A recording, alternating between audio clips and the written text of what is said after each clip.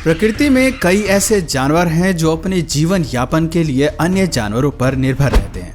अक्सर देखा जाता है कि एक जानवर के होने से दूसरे जानवर को परेशानी होती है, लेकिन नेचर में कुछ ऐसे एग्जाम्पल्स भी मौजूद हैं जो परोपकार का जीवन जीते हैं। यानी कुछ जानवर अन्य जानवरों के लिए किसी वरदान से कम नहीं है।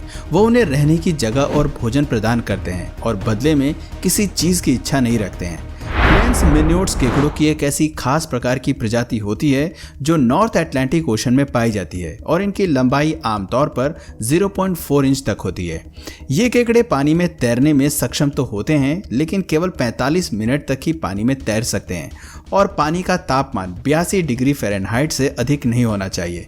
इसलिए ये अक्सर पानी पर तैरने के लिए अलग अलग चीज़ों की मदद लेते हैं, जैसे पेड़ की टहनी, प्लास्टिक की खाली बोतल या फिर कछुओं की शेल। कछुए का शेल सुनकर आपको थोड़ी हैरानी जरूर हुई होगी और आप सोच रहे होंगे कि भला किसी शेल में कैसे कोई केकड़ा रह सकता है। लॉगरहेड सी टर्टल्स के पिछले हिस्से में उसकी बॉडी और शेल के बीच में जो स्पेस होता है वहां पर केकड़े रहते हैं और ये केकड़े कछुए को किसी भी प्रकार का नुकसान नहीं पहुंचाते। लगभग 80% लॉगरहेड सी टर्टल्स के शेल में क्रैब्स रहते हैं। पहले वैज्ञानिकों का मानना था कि ये क्रैब्स टर्टल के मल को खाकर जिंदा रहते हैं, लेकिन असल में इसका रीजन कुछ और ही है। यहाँ पर क्रैब और टर्टल दोनों ही एक दूसरे को किसी प्रकार का नुकसान नहीं पहुँचाते और क्रैब्स अकेला यहाँ नहीं रहता, बल्कि इसका पार्टनर भी यहाँ रहता है। इससे आप अंदाज़ा लगा सकते हैं कि आखिर एक टर्टल के शेल और बॉडी के बीच में कितना स्पेस होता होगा। इस रिश्ते को वैज्ञानिकों ने कॉमेंसैलिज्म नाम दिया है, यानी कि एक केकड़ा टर्टल को हार्म किए बगैर पूरी जिंदगी उसके शेल में बिता देते हैं। कॉमेंसैलिज्म के और भी कई उदाहरण आपको देखने को मिल जाएंगे। पर्ल फिश बेहद ही पतली मछली होती है जो आमतौर पर ऑयस्टर्स और स्टारफिश या फिर अन्य इन्वर्टिब्रेट्स के ऊपर निर्भर रहती है।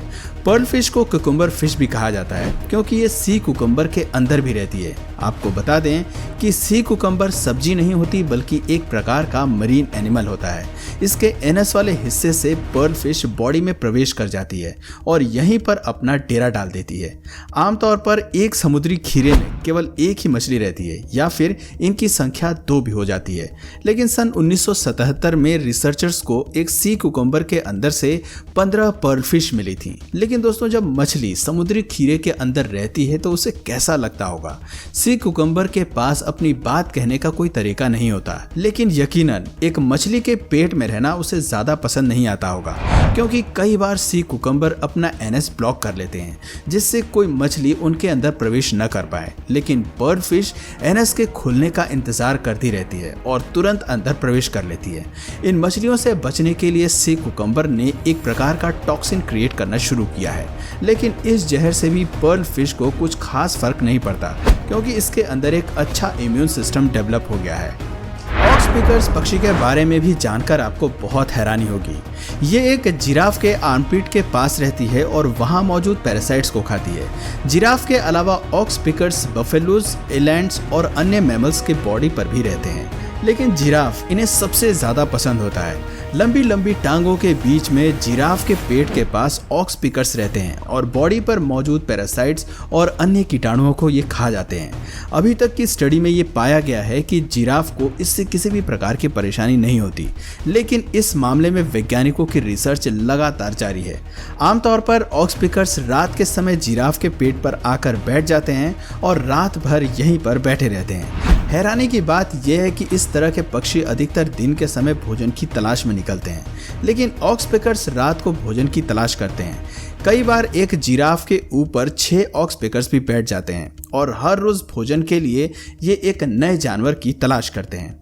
पक्षी असल में बहुत ज़्यादा स्मार्ट माने जाते हैं। साउथ और सेंट्रल अमेरिका में कुछ बर्ड्स ऐसे भी होते हैं जो भोजन की तलाश के लिए चींटियों पर निर्भर करती हैं। आर्मी एंट्स झुंड बनाकर शिकार करती हैं और इन चींटियों का हमला काफ़ी हद तक घातक माना जाता है, जिस वजह से इंसेक्ट्स और छोटे मोटे जानवर इनसे दूर रहने में ही अपनी भलाई समझते हैं। तो वहीं बर्ड्स इन एंट्स का पीछा करते हैं और भोजन का पता लगाते हैं। चींटियों का पीछा करते हुए उन्हें भी भोजन मिल जाता है, लेकिन कई बार ये बर्ड्स ही इन चींटियों का शिकार हो जाते हैं। बर्ड्स को पता है कि आर्मी एंट्स के आसपास रहना उनके लिए खतरनाक हो सकता है, लेकिन अब उन्हें शिकार करने का कोई और तरीका आता भी नहीं है। हजारों सालों से वो इसी तरह से अपने भोजन की तलाश कर रहे हैं और ये अब उनकी एक हैबिट बन गई है। खुद से शिकार करना इन पक्षियों के बस की बात नहीं है और अगर ये आर्मी एंट्स का पीछा नहीं करेंगे तो भूख से इनकी मौत हो जाएगी। दोस्तों, न्यूजीलैंड के जंगलों में टुआटारस नाम के जीव पाए जाते हैं जो छिपकलियों की ही एक प्रकार की प्रजाति होती है।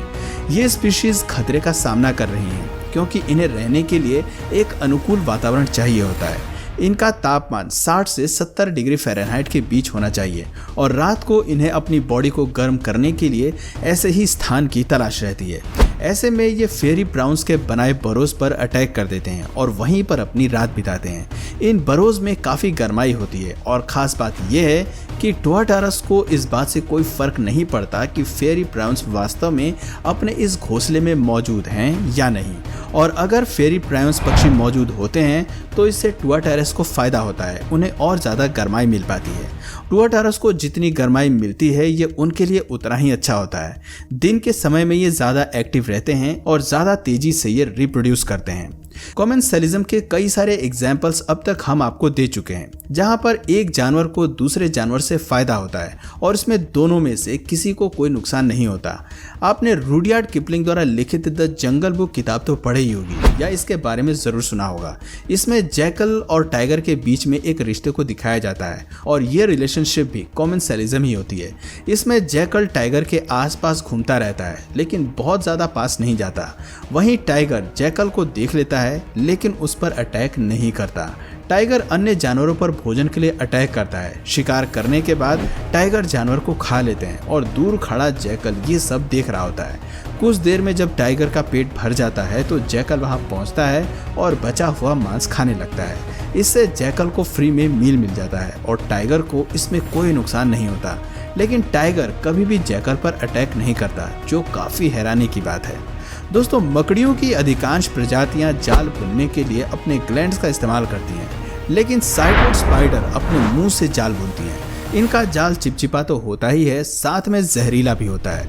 ये स्पाइडर्स अन्य प्रजातियों की छोटी मकड़ियों या फिर कीड़े मकोड़ों का शिकार करती हैं, लेकिन कई बार खुद वीवर एंट्स का शिकार बन जाती हैं। इन मकड़ियों ने कॉमेंसलिज्म के बारे में सीख लिया है और उसमें शिकार की गई मकड़ियों को छोड़ देती हैं। वहीं कुछ ही दूरी पर एक नया जाल बुन लेती हैं। सभी वीवर एंट्स का ध्यान पहले वाले जाल की तरफ जाता है और इस तरह से साइटोड स्पाइडर सुरक्षित बच जाती है। वीडियो की शुरुआत में हमने क्रैब्स की बात करी थी, ठीक उसी तरह एम्परर श्रिम्प्स भी पानी में ज़्यादा ट्रैवल नहीं कर सकते और कछुए के बर्ड्स पर पहले ही क्रैब्स मौजूद होते हैं। इसलिए एम्परर श्रिम्प्स ट्रैवलिंग के लिए सी स्लग्स का यूज़ करते हैं। ये सी स्लग के पिछले पार्ट पर चढ़ जाते हैं और समुद्र में ट्रैवल करते हैं। कई बार एम्परर श्रिम्प्स स्लग के मल को ही खा लेते हैं, यानी रहने के साथ साथ खाना भी फ्री। स्लग्स एक प्रकार का टॉक्सिन भी रिलीज करते हैं जिस कारण कई जानवर इनसे दूर ही रहते हैं, लेकिन एम्परर श्रिम्प्स को इनसे कोई खास फर्क नहीं पड़ता और जैसे ही श्रिम्प्स को कोई नया ठिकाना या फिर खाना नजर आता है वो स्लग का साथ छोड़कर नई जगह चले जाते हैं। अंत में कॉमेंसलिज्म का एक और उदाहरण हम आपको देते हैं और वो है बटरफ्लाइज। बटरफ्लाइज वैसे तो फूलों पर बैठकर उनका रस चूसती है, लेकिन इन्हें सोडियम की भी जरूरत पड़ती है। बटरफ्लाइज की कुछ प्रजातियां पूप में से सोडियम प्राप्त करती हैं और कुछ कीचड़ में से, लेकिन कुछ बटरफ्लाइज आंसुओं में से सोडियम प्राप्त करती हैं और ये आंसू किसी के भी हो सकते हैं, जैसे किसी मेंढक के, किसी मगरमच्छ के या फिर किसी पक्षी के। रात के समय जब ये जानवर सोए होते हैं उस समय बटरफ्लाइज इनके आंसुओं से अपनी बॉडी में सोडियम की मात्रा को पूरी करती हैं और बटरफ्लाइज की तरह ही मॉथ्स और बीज भी सोडियम की आपूर्ति के लिए इस तरह की प्रक्रिया का इस्तेमाल करते हैं। तो दोस्तों, ये है कॉमेंसलिज्म के बारे में पूरी जानकारी। देखा आपने, ये प्रकृति कितनी रोचक और मजेदार है, कैसे सभी जानवर एक दूसरे की मदद करते हैं। इंसानों को भी इन जानवरों से कुछ सीखना चाहिए और बिना स्वार्थ लोगों की मदद के लिए आगे आना चाहिए। तो दोस्तों, आपको इनमें से सबसे विचित्र जीव कौन सा लगा नीचे कमेंट करके जरूर बताइए, और अगर इस वीडियो से आपको कुछ नया जानने या सीखने को मिला या फिर इंटरेस्टिंग लगा तो प्लीज़ इस वीडियो को एक लाइक करके अपने फ्रेंड्स और फैमिली में इसे ज़रूर शेयर करें। और यदि आप इस चैनल पर नए हैं तो प्लीज़ इस चैनल को सब्सक्राइब करके बेल नोटिफिकेशन आइकन को ऑन कर लीजिए ताकि हमारे आने वाले वीडियोस आप मिस ना करें। मिलते हैं फिर किसी वीडियो में नए टॉपिक के साथ, तब तक के लिए नमस्कार।